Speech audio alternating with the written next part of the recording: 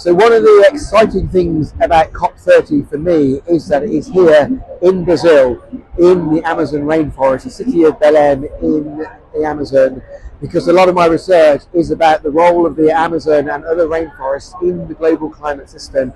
I actually work with scientists based here in Belém.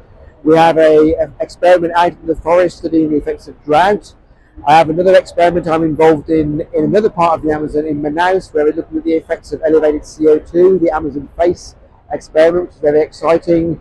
So lots of science that we in the UK are collaborating with our Brazilian friends happening here in the Amazon, and we're presenting it here at COP, which is really exciting. But the other lovely thing though is that the city of Belém is very welcoming. They're so excited this conference is here.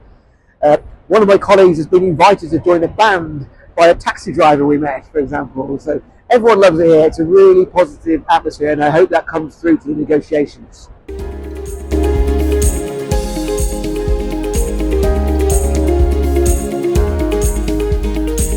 So this COP marks the 10th anniversary of the Paris Agreement that was signed in 2015, where the world agrees to limit global warming to well below 2 degrees above pre-industrial and pursue efforts to limit warming to 1.5 degrees.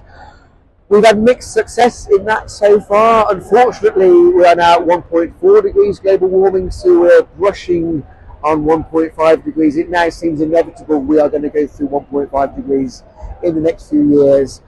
However, without this COP process and the negotiations, we might have been on track for 4 degrees by the end of the century.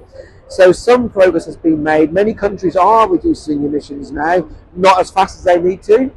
We need to do more, but we are certainly making some kind of progress.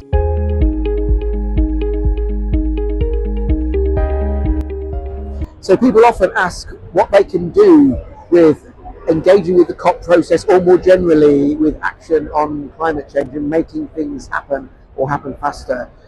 Well, one of the main aims of this kind of conference is actually a communications exercise, is getting the world talking.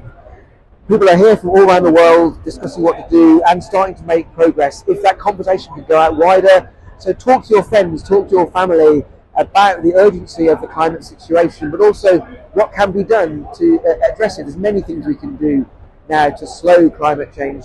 The biggest thing, of course, is talk about it, but also there's a political process here. Use democracy.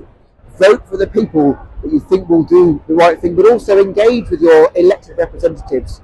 In your personal life, there's many things you can do by using lower carbon energy, eating less meat, using less dairy products and so on to make better use of the land.